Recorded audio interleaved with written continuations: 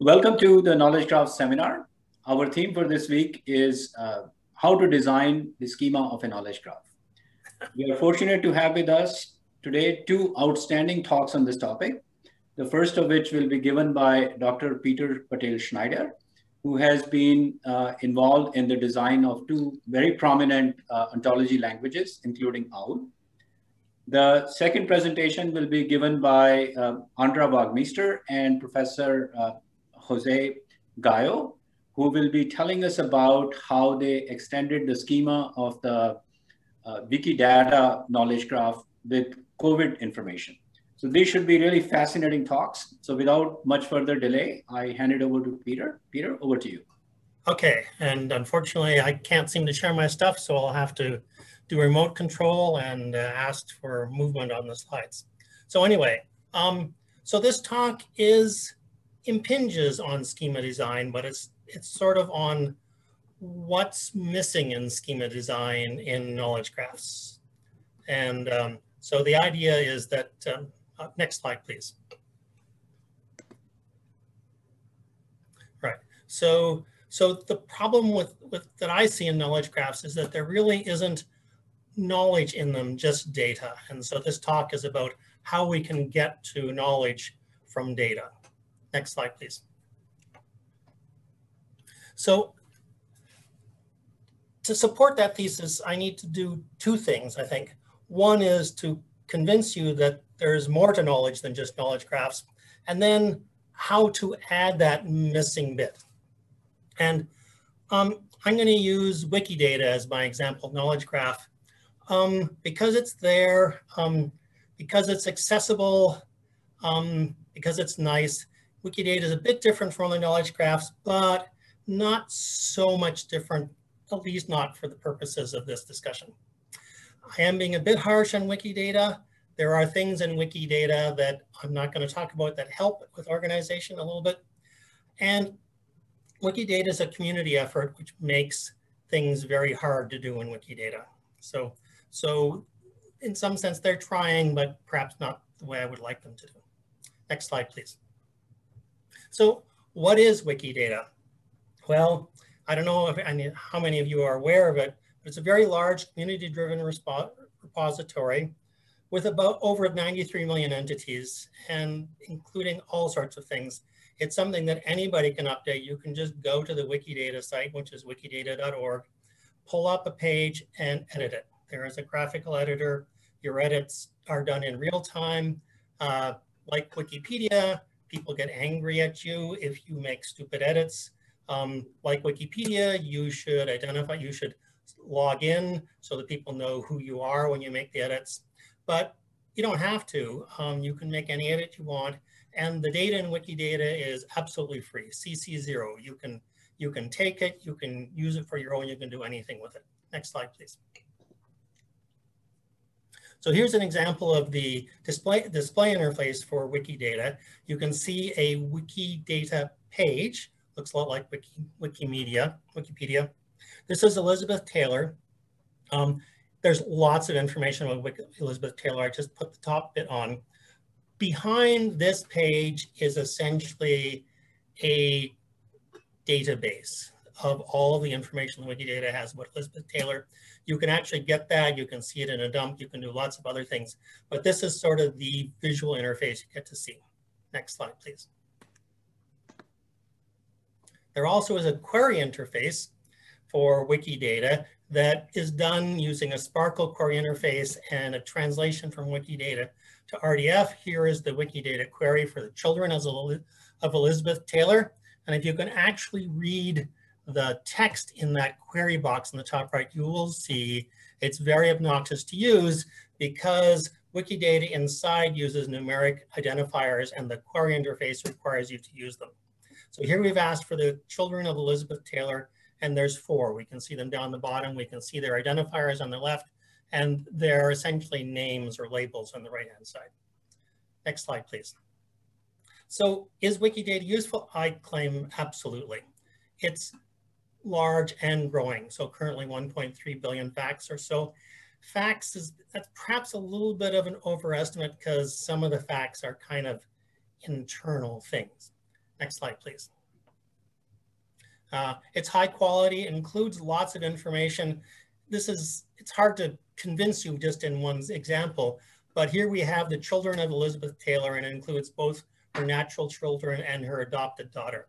So people have gone to fair bit of effort to include lots of information and to do a pretty good job of making sure it's correct.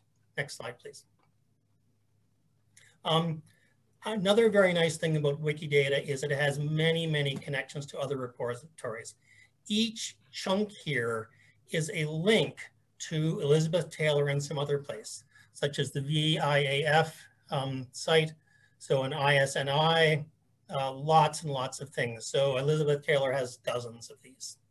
So it's a very, very useful as a central repository for the central place for the semantic web, because you can then get to lots of other places. Next slide, please. So then, I hadn't shown you a graph quite yet. So you might think, well, Wikidata is just a database, but it really is a graph. You can look at it. It has nodes in it. It's got edges. It's got labeled edges. You can actually display parts of this graph. Here is a graph of the descendants of John Powell Taylor, who I picked because he's a great, great grandparent of Elizabeth Taylor. So you can see Elizabeth Taylor, although the name's hard to see, but you can get out graph information from Wikidata. It's a graph. Next slide, please. It has information about the real world. It's another aspect of being a knowledge graph. Not just people, but places, lots and lots of things that are about the real world. And the information is close to truth in the real world. Next slide, please. It also has quite a large schema.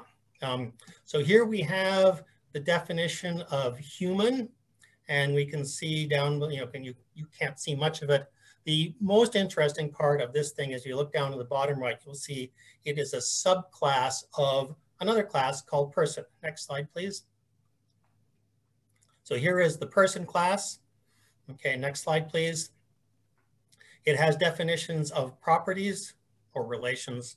The name, I can never keep straight which system uses relation and which system uses property. I think Wikidata uses property.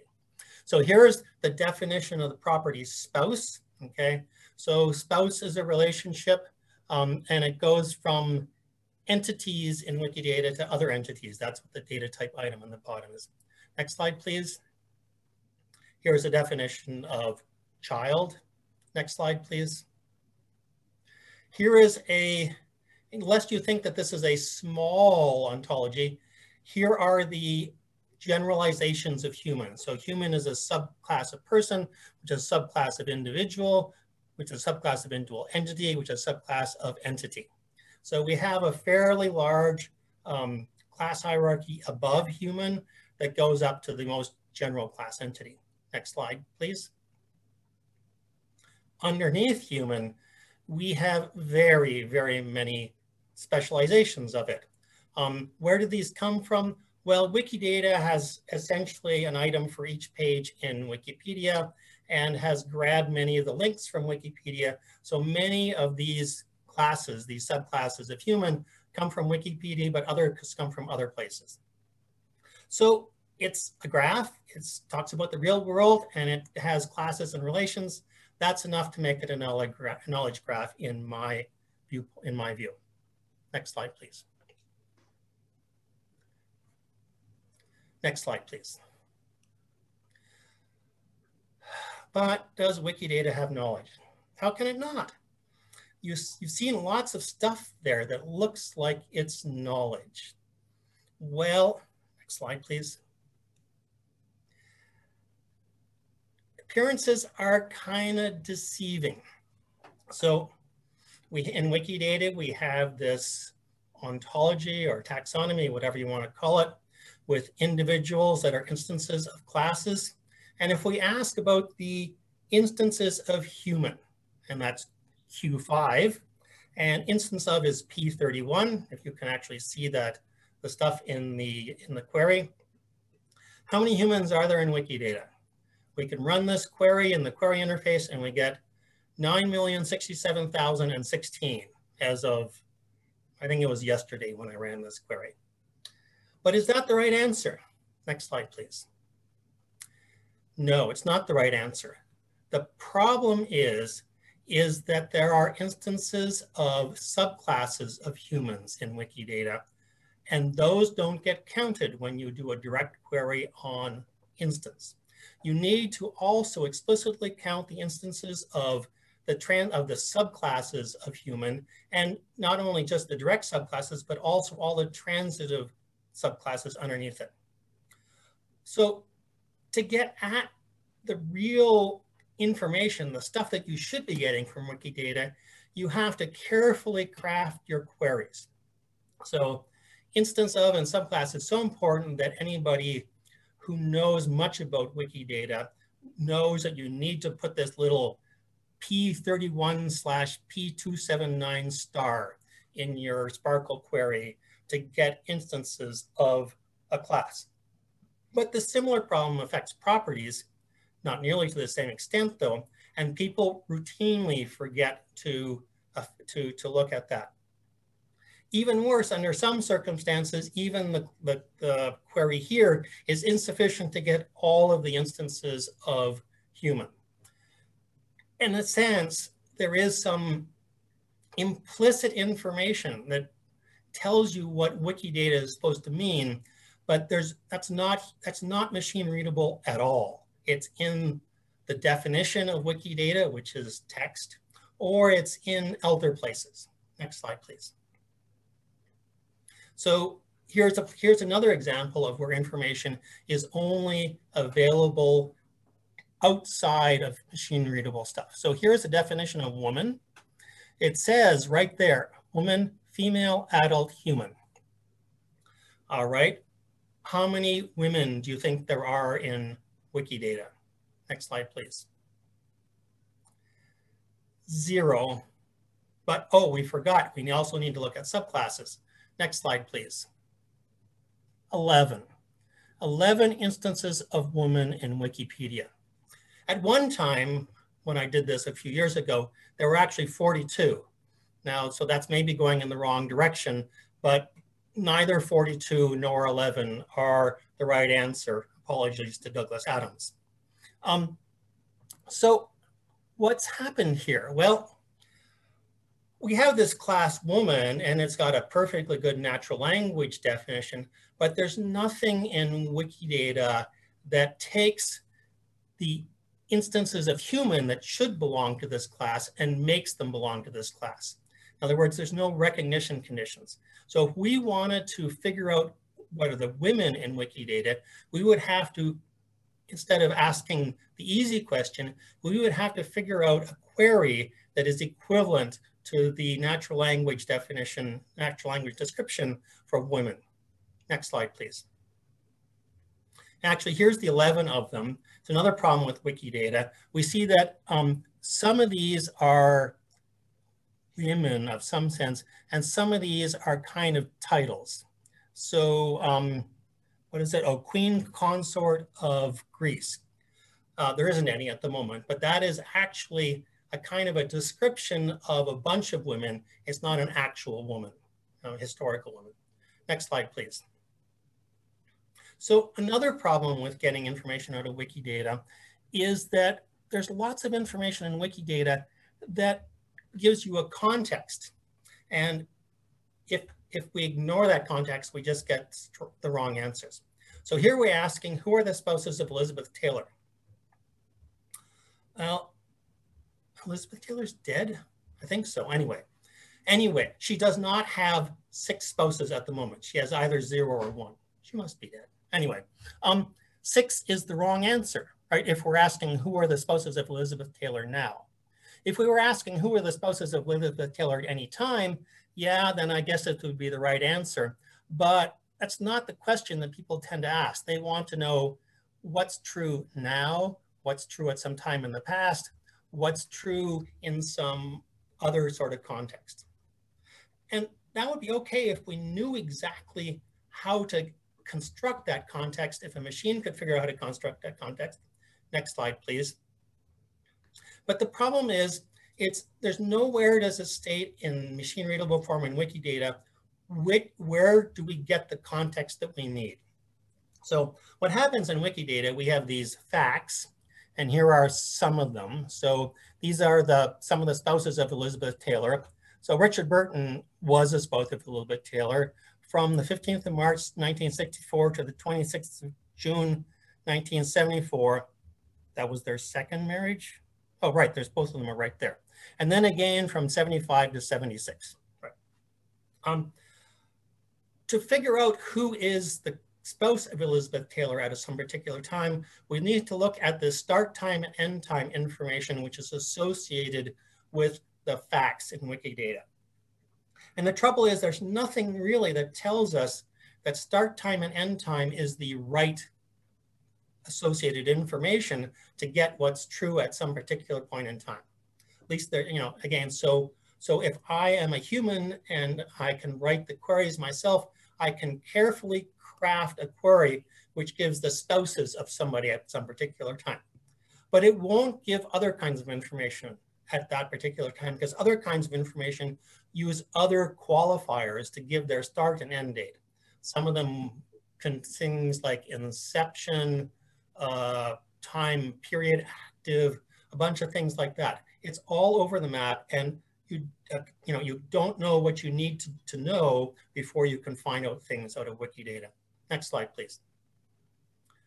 So another problem with Wikidata is that there's very few sanity checks. I showed you this one about the queen consorts of Greece, and I couldn't resist but putting in a non-Wikidata example. Here is the results of a Google query from a few years ago, which actually pull information out of a very early version of the Google Knowledge Graph. And we have the 6 wives of Henry VIII. And there's something wrong here, right? Not only is it wrong, it's ludicrously wrong. Somebody didn't, there's no check to say that a currently living actress is not suitable to be a wife of somebody who lived in the 16th, 15th century, somewhere, but quite some time ago. So it's understandable that there's mistakes in any knowledge graph. You just don't want them to be ludicrous mistakes like this one. Next slide, please. So if we try, so there's something wrong with Wikidata. You don't really get what you want. Does this mean that it's not knowledge? I claim yes. And my thing that I point back to is this talk from Russell Ackoff, oh my goodness, 2 decades ago and a bit. And he says that knowledge is information organized and ready to put to use. And Wikidata isn't really quite ready to put to use because you have to know stuff before you can figure out the right way to get the information out. Next slide, please. So to reiterate, using Wikidata requires knowledge that's not in the data. Humans can often, sometimes, I use Wikidata a fair bit. I even get confused occasionally, but humans can generally muddle along. Programs can't unless some human goes through and either trains them, and how are you going to get the training information this, or writes some code that figures out exactly how to do the right thing. And there's no data to find. You just have to, bung it all in. So the information in Wikidata isn't really quite ready to use, and thus Wikidata doesn't truly have knowledge. Next slide, please. All right, so how do we turn Wikidata into Wiki-knowledge? So we really need to do something to add in the consequences of the data, if we know what they are, and that's the job of logic. So if we can design a logic for Wikipedia and implement it, we can figure out what the consequences are. We can take the language information and turn them into expressions in this logic. We can take context into account by figuring out how to combine the qualifiers. And then we can augment the query interfaces with the current context. I'm not going to consider this last one. That's the job of a sort of expanded query system that would have a background context. Next slide, please. So it turns out that there are logics that can be used for this purpose. I should, oh, I forgot. I should have actually put a good pointer to the source of Mars and MARPL. Mars and MARPL come from the group in Dresden headed by Marcus Krutsch. They are excellent logics. David Martin and I added a few minor things to make them a little bit better for Wikidata, hence the eMars and eMARPL. But these are a family of logics for knowledge graphs. They really, their main idea is they augment regular logic with qualifiers on the facts. So these little extra things that provide start dates, end dates, they add like where somebody was married, lots of things. We also, these logics also add the data types from Wikidata. They add rules for handling the qualifiers and inferences, and they add constraints, which is another part of Wikidata. So two of these logics, MARPL and eMARPL, can actually be implemented using forward chaining rules, and the complexity of inference in them is not too bad if you make reasonable assumptions. And I'm being purposely very vague there. To get into the details of these logics would be an entire, well, at least an entire hour-long talk, and I don't have a chance of doing it here. Next slide, please. Yeah. So how do we then take this? So if we take eMARPL and we take the facts from Wikidata, and here are a couple of them. So here we have instance of Elizabeth Taylor Human, as we've seen before. And now we have spouse of Elizabeth Taylor, Richard Burton, and this little @ sign is sort of the extra stuff that you add onto the fact. And here I put a start time, and there's a bunch of other things that you, from the slide a few slides ago.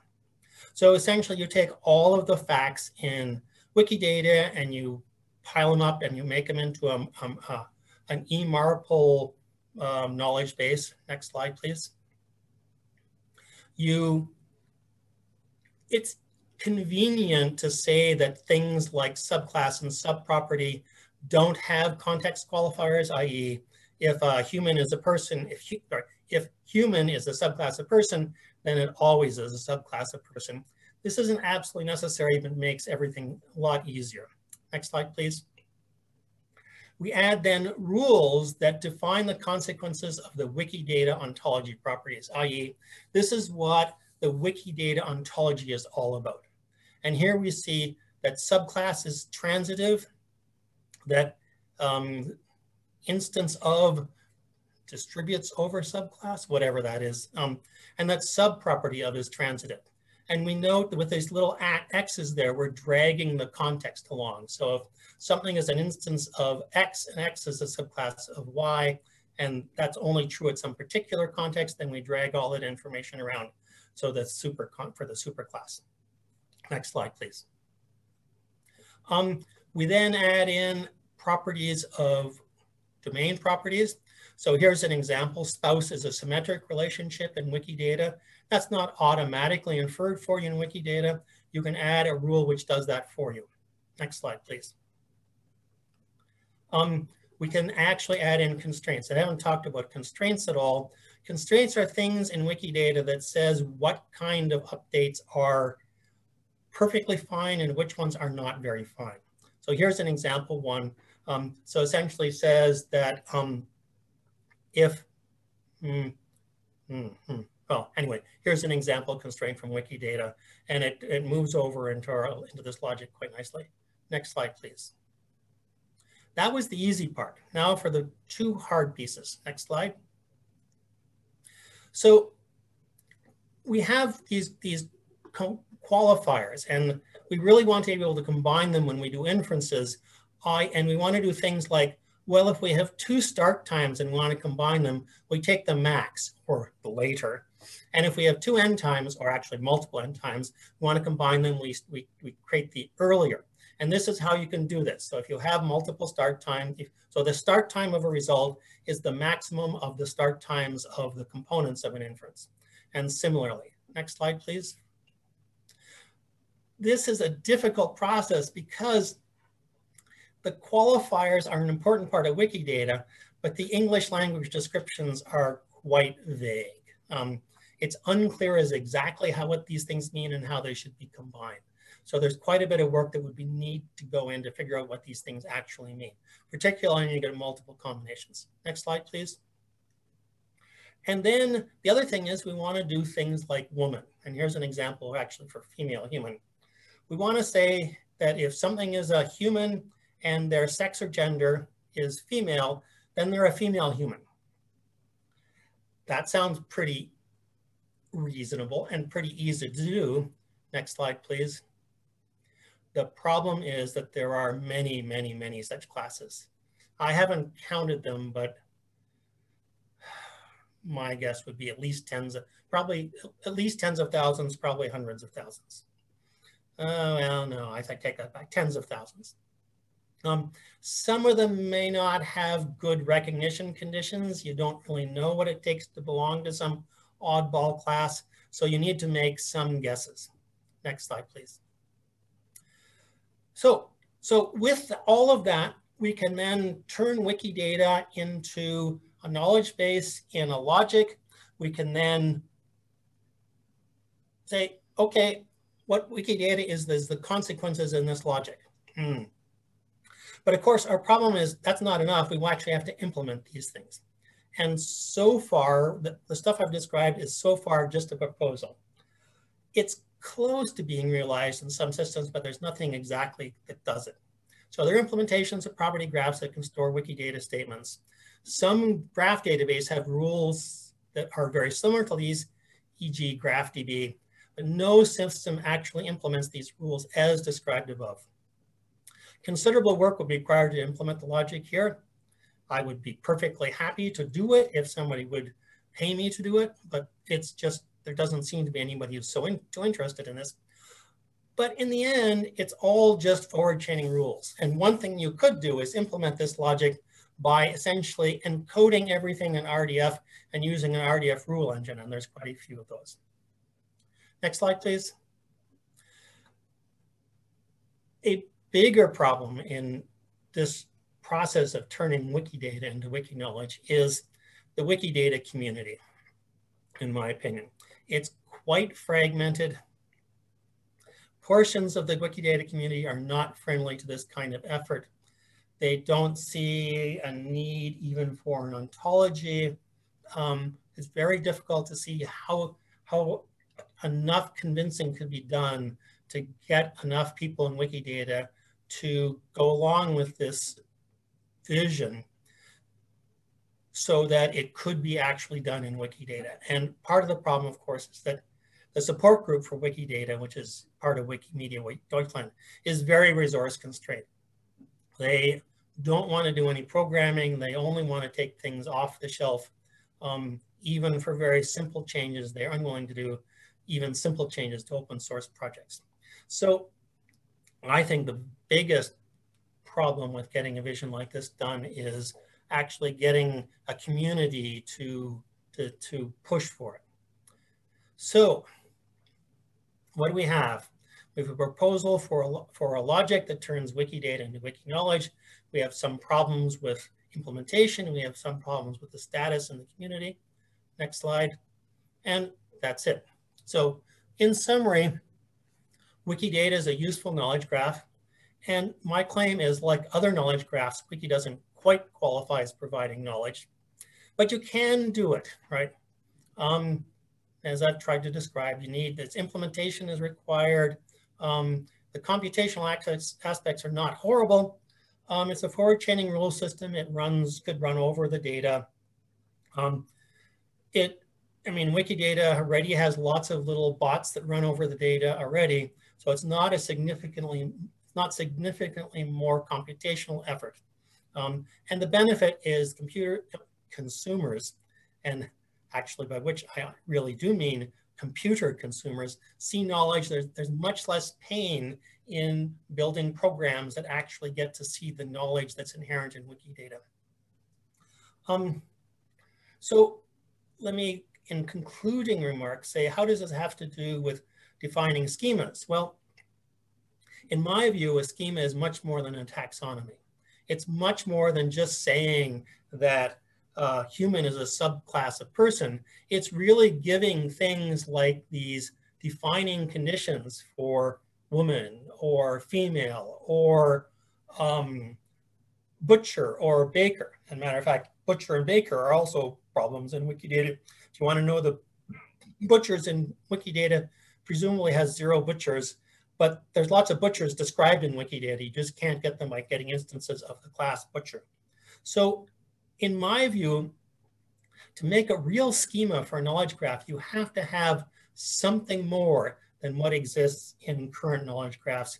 And to do that, you need to have a logic which at least has some form of recognition conditions and some form of inference that keeps everything on the up and up so that you don't get these false views of what actually is in your knowledge graph.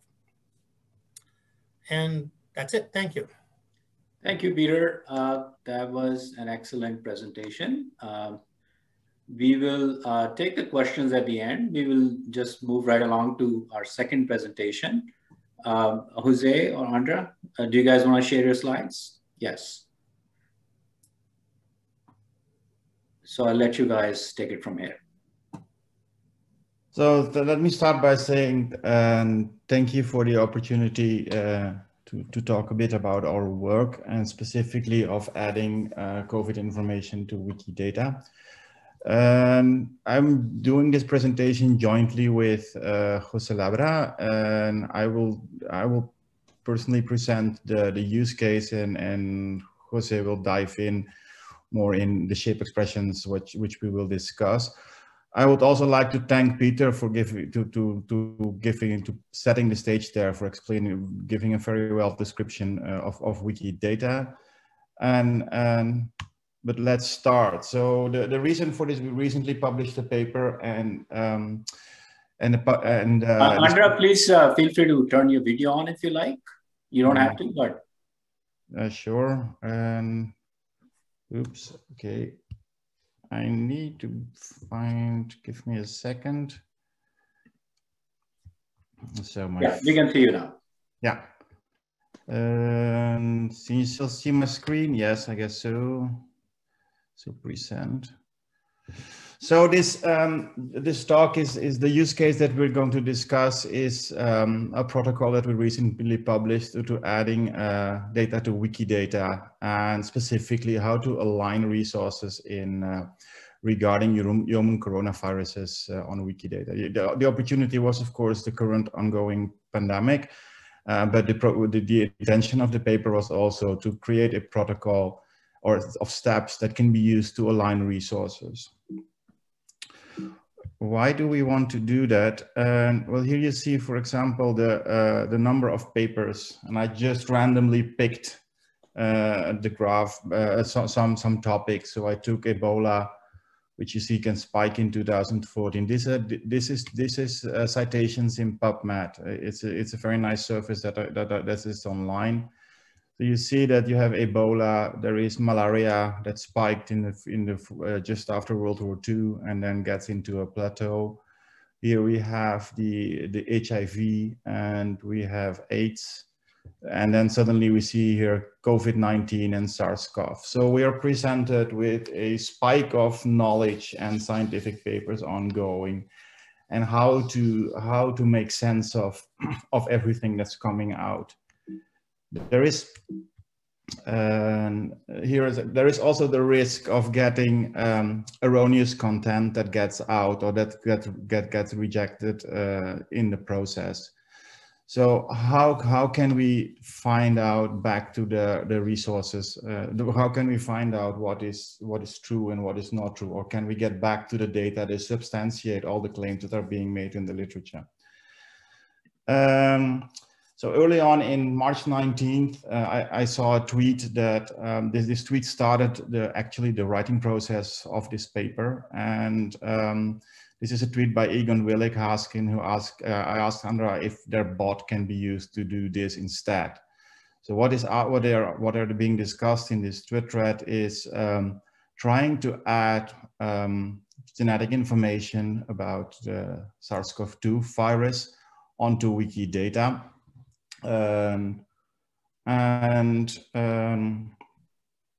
What is Egon talking about? So when he said if we can use the bot. He is referring to the GeneWiki project. The GeneWiki project is a project that started in 2008 that aimed at creating a Wikipedia article for every human gene that exists. It captures data, structured data from various databases such as identifiers, and it captures summarized knowledge via crowdsourcing. So at the time, Wikipedia pages were created for every gene, but there is the limitation. This was only the English Wikipedia, and it was hard to get data back into structured formats. So in 2012, Wikidata emerged, and the GeneWiki project moved forward on putting the genetic information about genes, proteins, diseases, and drugs onto Wikidata instead of Wikipedia. Why Wikidata? So Wikidata is similar to Wikipedia in the sense that what Wikipedia is to text, Wikidata is to data. It uses similar infrastructure as Wikipedia. It's actually an extension to the MediaWiki framework that drives Wikipedia. And it is completely free. And like Wikipedia, anybody can contribute. It covers all domains of knowledge, and it has extensive item history, talk pages, etc. It comes with a powerful query language, and also unimportant is that it's stable. It exceeds quite some funding cycles. So where research data often decays because of lack of funding, it can live on Wikidata. So with the emergence of Wikidata, the GeneWiki project switched from Wikipedia to Wikidata. And this is the current state of affairs. The GeneWiki project is maintaining a set of bots that is sourcing various public data sources on genes, compounds, proteins, literature, metabolic pathways, biological pathways, and are maintaining these resources on Wikidata and regularly checking those. So what does that entail? What it is that of a select sources of public databases, the first step is to do schema reconciliation. If you have a gene, how do you look for a gene? Peter already said you have the instance of. So if you want to talk about the gene and you want to align that, what are the statements or properties that you want to use in Wikidata? That's the first step of doing that. How do you identify that? When in the current time, you can go to looking at similar items. You check for a gene that already exists and just list the statements. You can go to wiki projects, which are dedicated projects by sub-communities within Wikidata on a specific topic, or you use a tool which Jose will discuss a bit later, which extracts the schema. And then once you have this schema set written, you write a bot that checks and updates data that exists in there, either on their labels, shared identifiers, or IRI mappings. So 2 days later, this tweet went out and says that we actually got the first schema for Wikidata on virus genes, and that looked a bit like this. So this is a machine-readable format called a shape expression that indicates that every virus gene should have some subclass information, and these are all properties that are in Wikidata. And with this, I would like to give the floor to Jose to dive a bit into the schema, into the shape expressions that we are describing here. Should I use the slides, or would you like to share, Jose?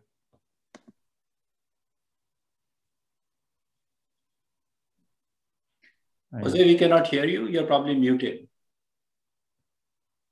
Maybe can I try to share my screen, or? Okay, I will stop then. Yes, you can.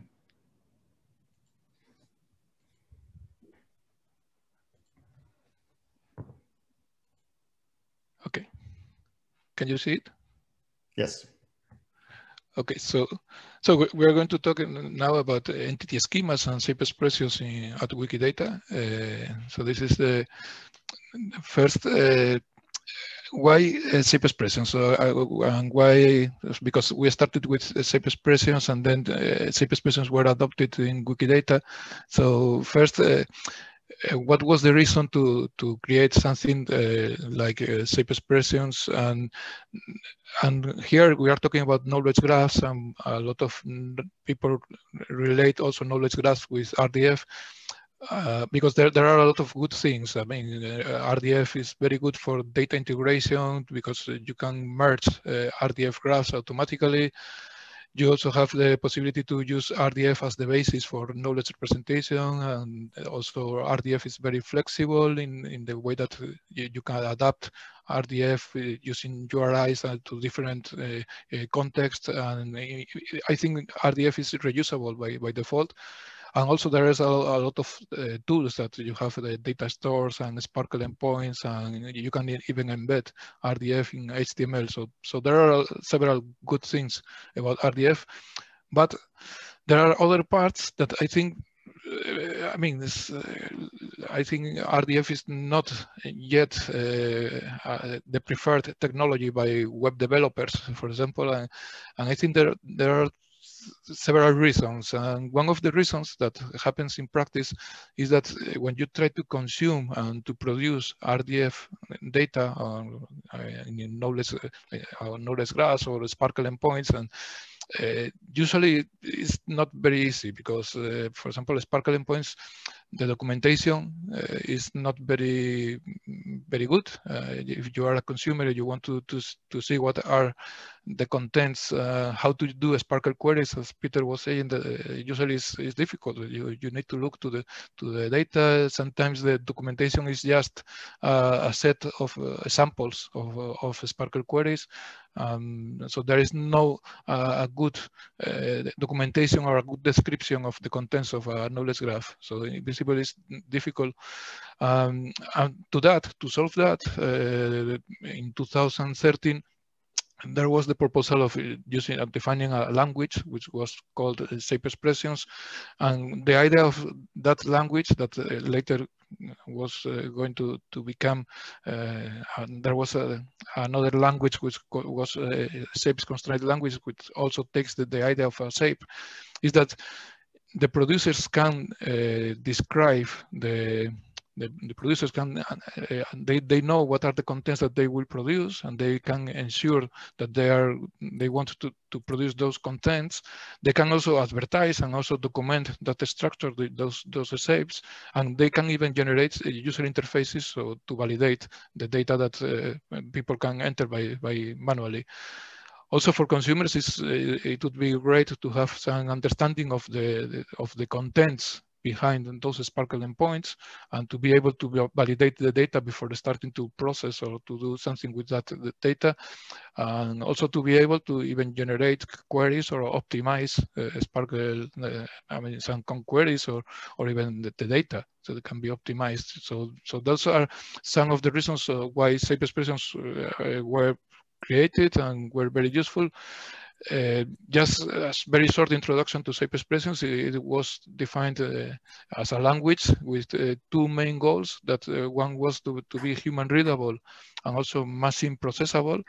Human readable in the sense that the intended audience is people who know, for example, Sparkle, but also they are not people that need to be programmers, so they can be domain experts. And in fact, for example, in the community of Wikidata, you can see people who are able to do Sparkle queries, and they are not people who have a lot of knowledge of computer science. They are just people in other domains that they just can do Sparkle. So the idea of shape expressions was to have that audience as the goal. So the syntax is inspired by Turtle and also by Sparkle.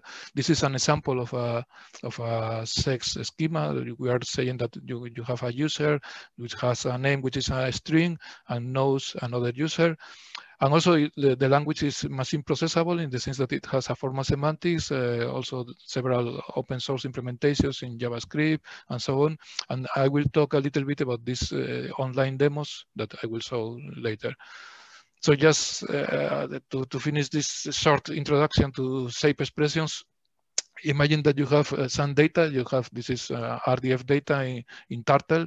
Then you could have a schema, schema, trying to describe the contents of this data. In this case, it's a very simple example where you have a very simple network where you have Alice, which has the name, which is a string, and knows herself and Bob has only declared the name, which is Robert.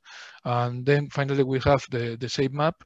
And the idea is that if you have these three things, then you can validate, and the validation will say, okay, so now I can, if I try to check if Alice is a user or conforms to the shape of a user, then I can go here as Alice must know Bob. In order to be a user, this one has also to be so the shape of Bob must be a user. So during the validation, there is this thing that you can say, okay, Alice was a user because Bob was also a user. So this is the result of the validation. So this is a very short introduction to the shape expressions language. It started in 2013, 2014, and it was available. If you want more details about the shape expressions, we wrote this book, which is called Validating RDF Data, and also the book is also available online. It's HTML, and there is also this tutorial that I gave last year to the International Semantic Web Conference, where you have also the slides, and you can take more information about that.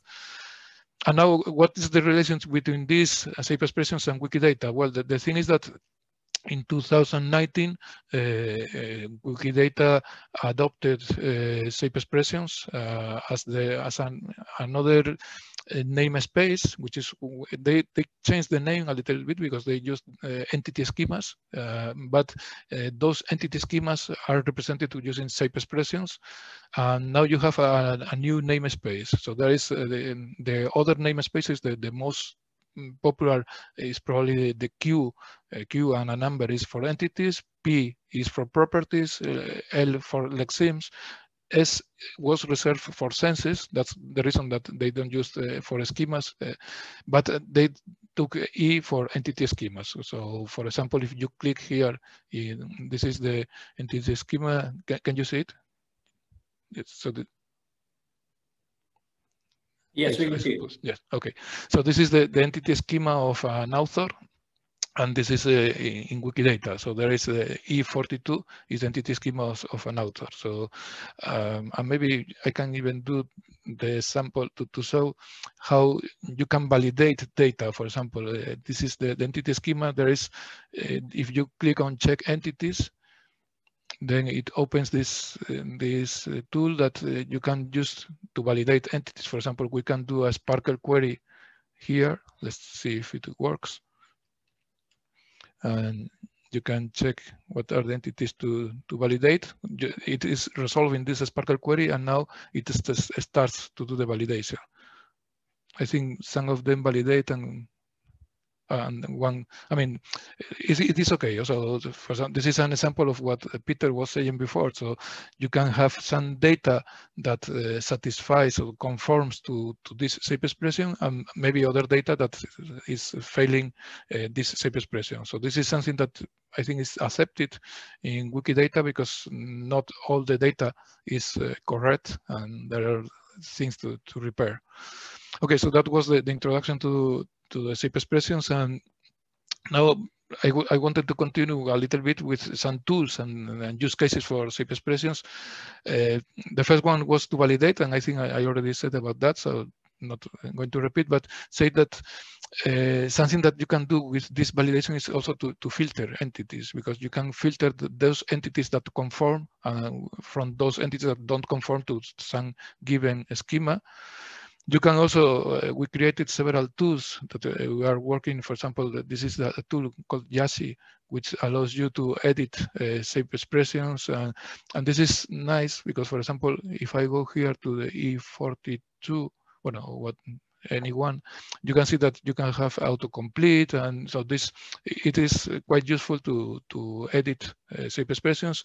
There is also a visual editor for shape expressions. The RDF shape is a tool, a playground for shape expressions, and Wikishape is a similar one but specialized for Wikidata.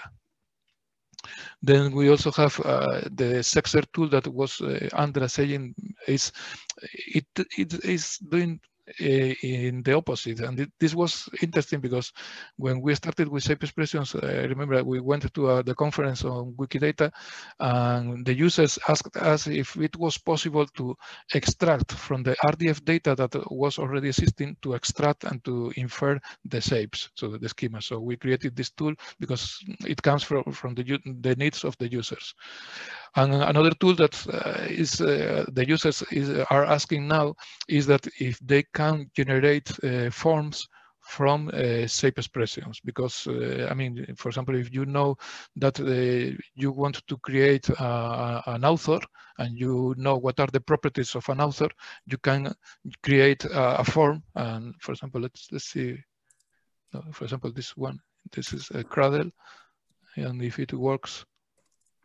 Here, for example, well, in this actor, for example, so from the shape expressions, it can generate a form that people could fill and so on. So this is something that the users, I mean, it's a practical application that users are asking.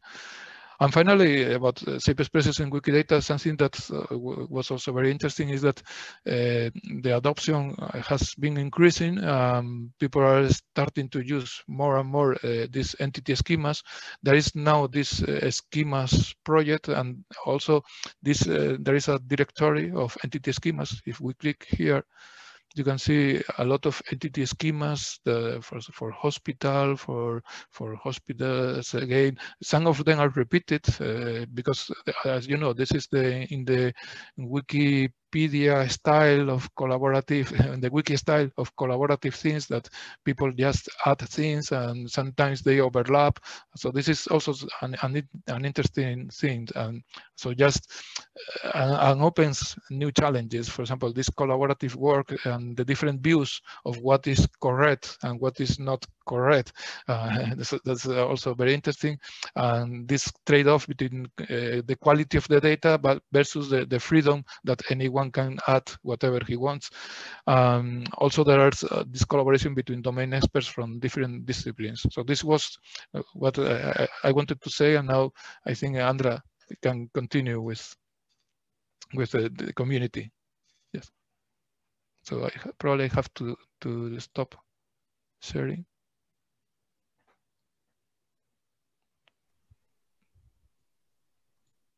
Are you there, Andra? Yeah, I was you're muted. Okay. I'm opening it again for sharing. So let's quickly go past the slides. Yes, I'm wrapping up. I think I have about 5 minutes or less.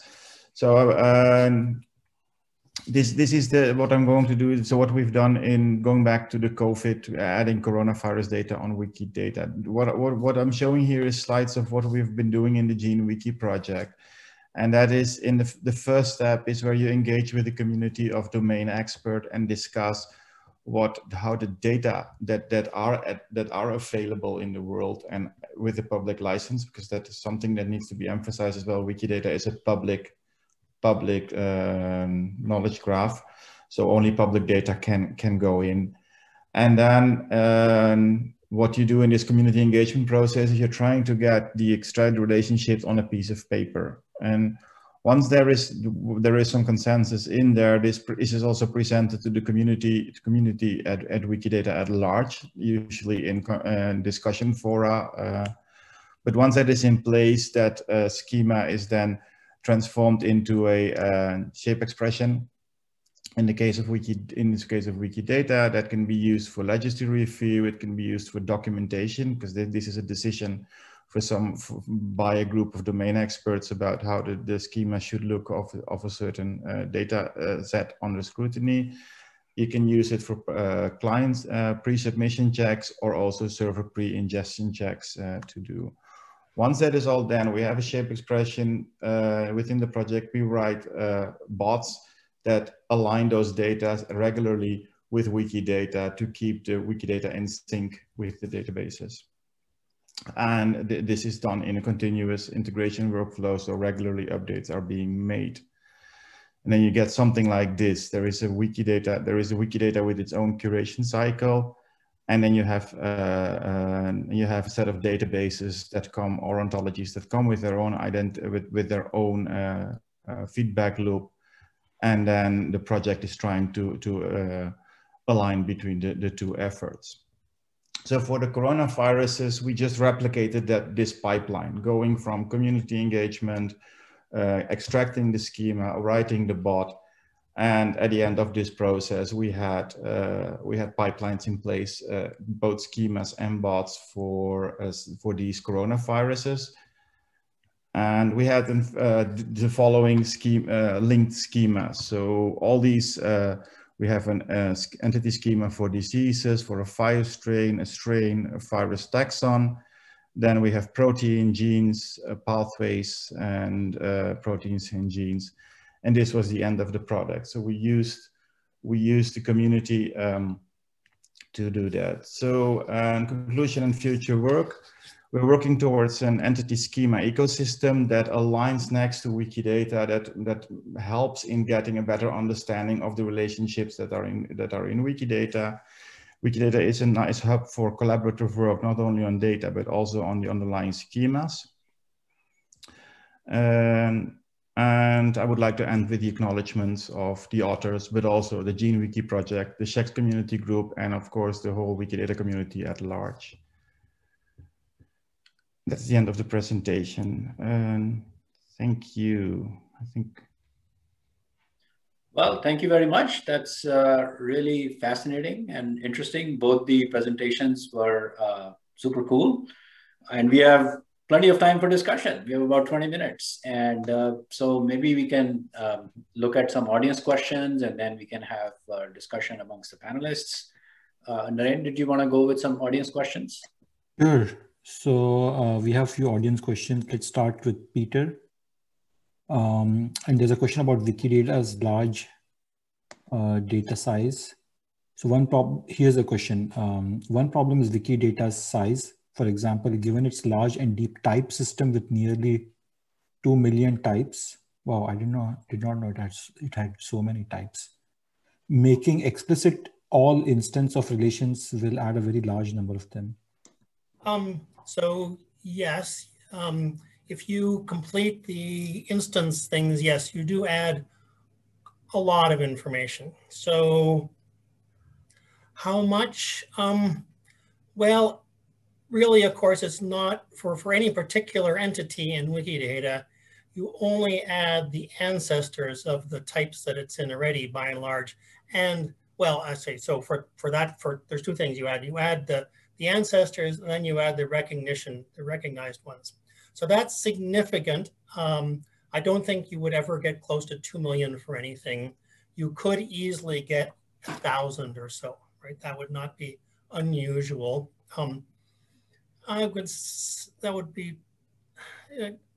So yes, there is a significant pain there.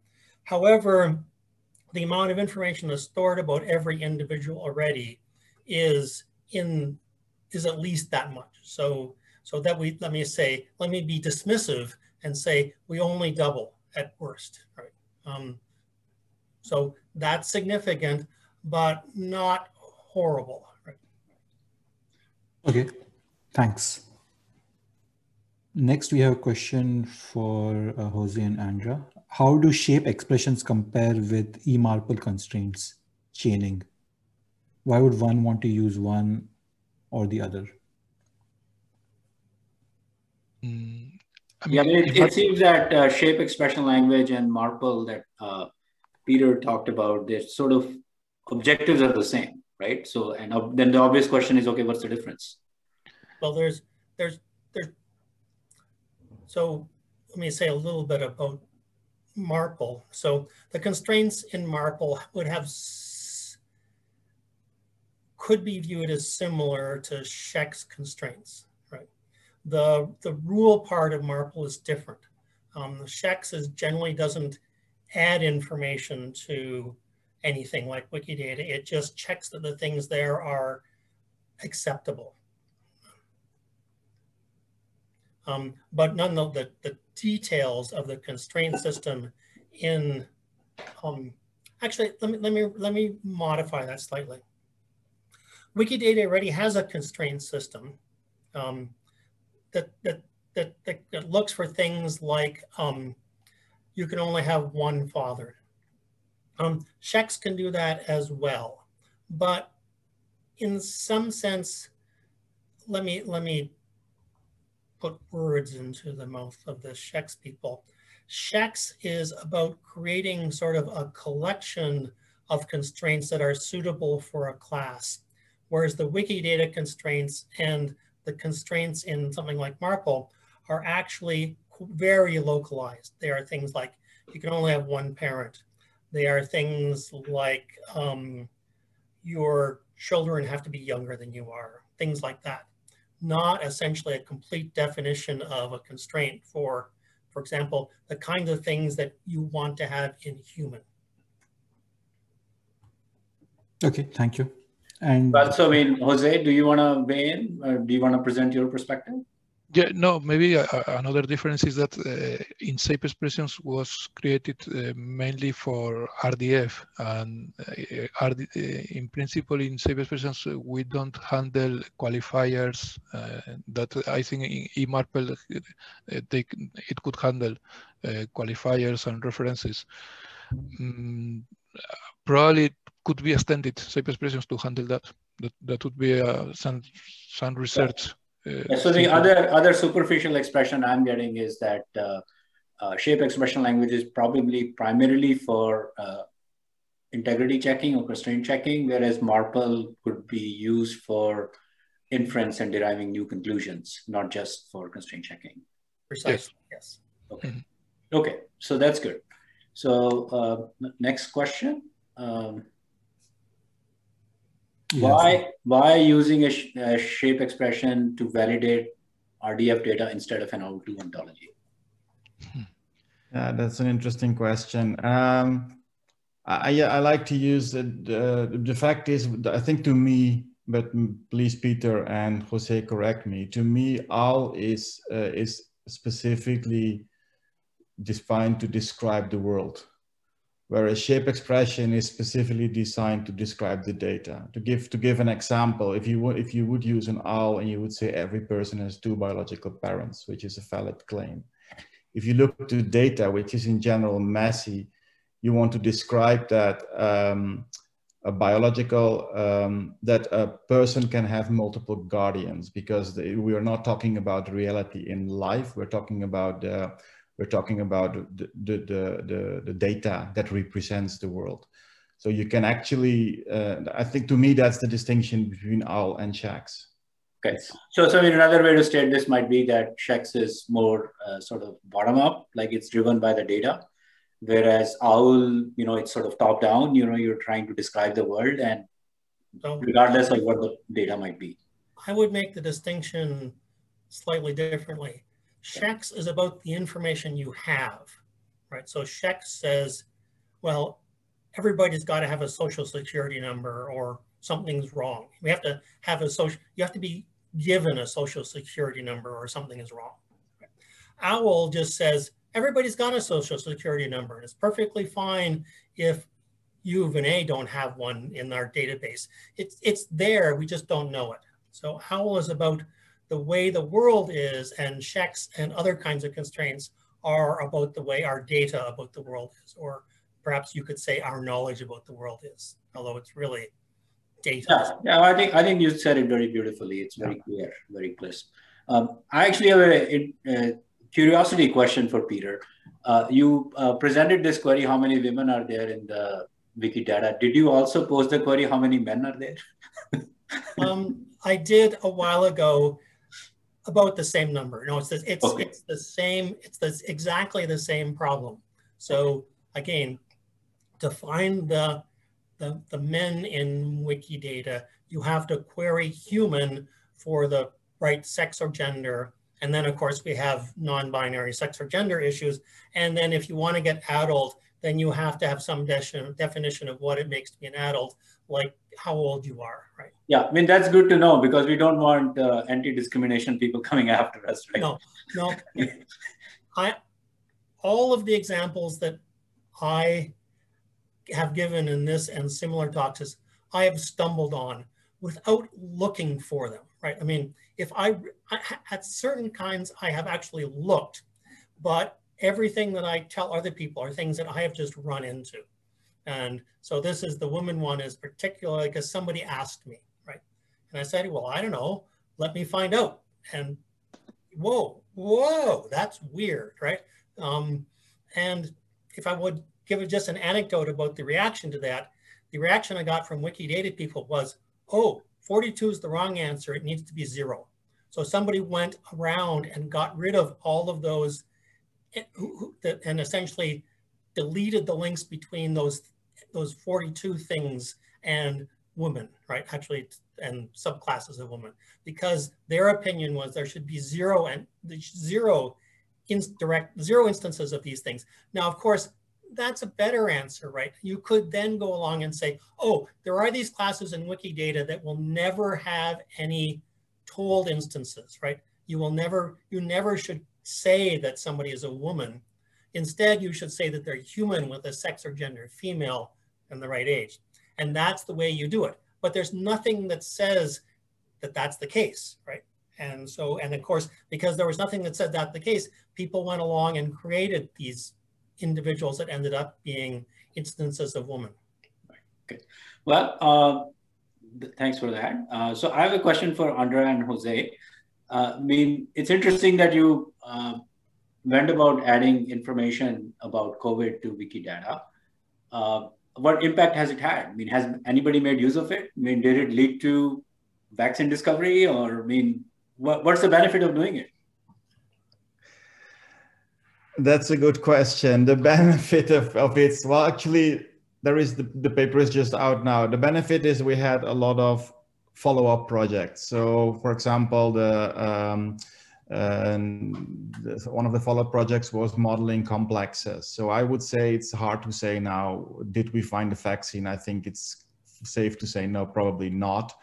But what it helped is it got data into other, so it created a collaborative environment between researchers who were part of this project and extended. And yes, the information is currently being used in, there's this tool called Scholia that models the literature of that. Well, we didn't do any structural analysis yet to make conclusions in that, other than it's being used in tools downstream of Wikidata.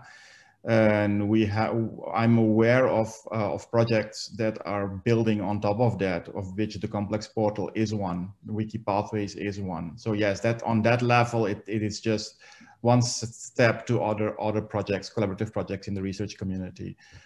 With respect to, did it have an impact on the vaccine? Well, that would be nice to know, but that's really some additional research to do. But the other benefit is also, and that was our aim as well. I mean, we met because we were in lockdown everywhere in the world, so we used the COVID as the narrative to drive this protocol. So the bigger benefit is that we finally have a protocol that's being published and can be used in other use cases, whether it's shipwrecks or rivers or anything that you want to do. And that can now be used. And so yes, I think that those are the points that can be made.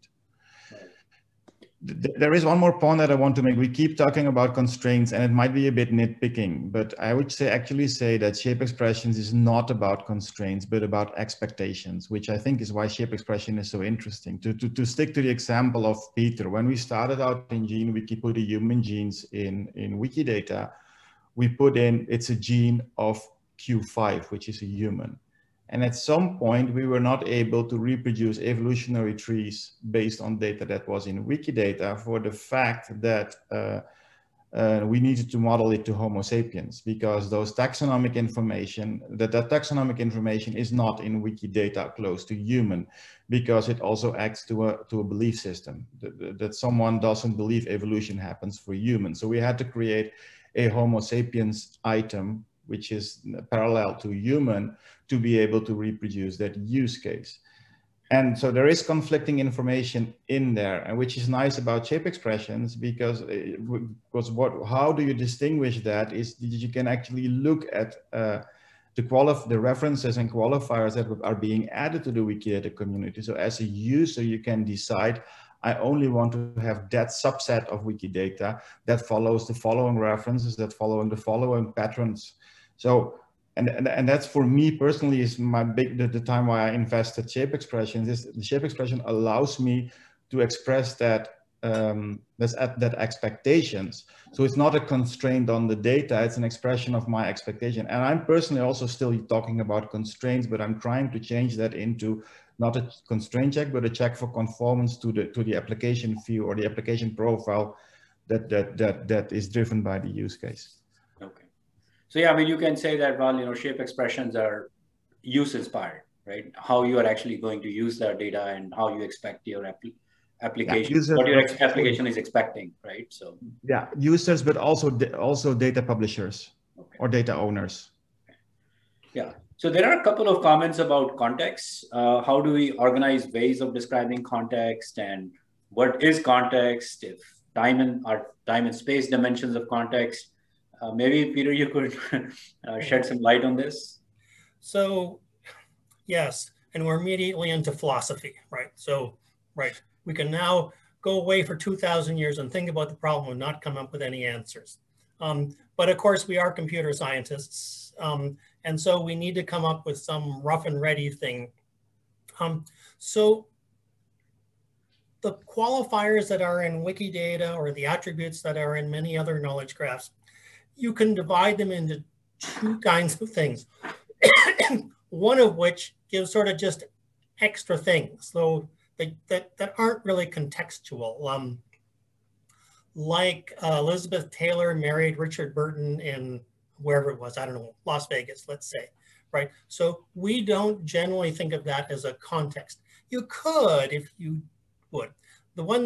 Perhaps the one thing that we almost always think of as contextual is temporal extent, right? So if we have a temporal extent, that is definitely context. And other things are really, I generally don't worry about them as being context. If I wanted to, you know, it would be things like, here's perhaps a good one. So also having to do with marriage. So suppose that we're asking a marriage question about, and we cared about what kind of marriage you were. So essentially we wanted a marriage in the context of Christianity. So we only accepted Christian religious marriages. That might be a different kind of context. But really the biggie is time, right? And you would think, oh, that's no problem. We just have end time and start time. But in Wikidata, there are quite a few qualifiers that have to do with temporal context, and they grow. I mean, I looked a few years ago and there were a couple, and I looked again and there was one or two more, and I've looked again and there was yet another one. So again, here I am, a poor computer program. Somebody has got to tell me when these things happen, and there's no way of finding that out except by a human noticing where these things are and doing some thinking, right? So, but yeah, I mean, are they metadata? Are they not? I don't like metadata as a notion at all. It's just data of one form or another. Cool. Mike is ready to say something. No, I fully agree with what Peter was just saying. I mean, the context notion is useful sometimes when one wants to pull some data out of the data and make it into a context, and then sometimes you want to put the data back out of the context back into the data. It's a useful mechanism, but I don't think philosophically you need to have it in one place or the other. I agree with Peter that I like prefer minimum of as metadata. That's absolutely the case. I just wanted to also point out that there is one other thing in addition to time, which is beliefs. Different people believe different things, and it's a fairly common to represent that within context.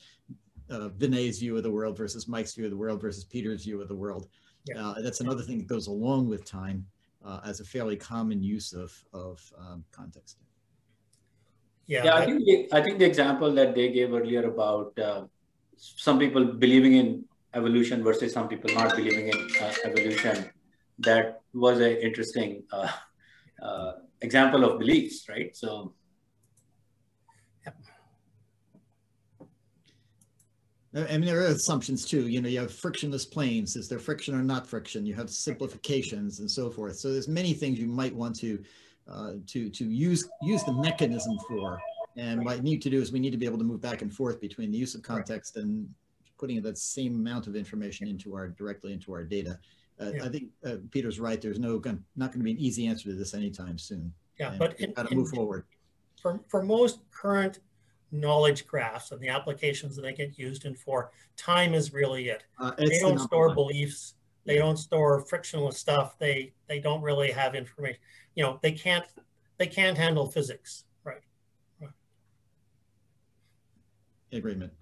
Agreed. Time is number one. All right. So I think that's a good place to conclude. We are at the end of our class time. So I really want to thank our speakers. I think this was really fascinating discussion. You guys stuck to time. We had a good time for discussion and good interchange. We got good understanding of what each of you are doing.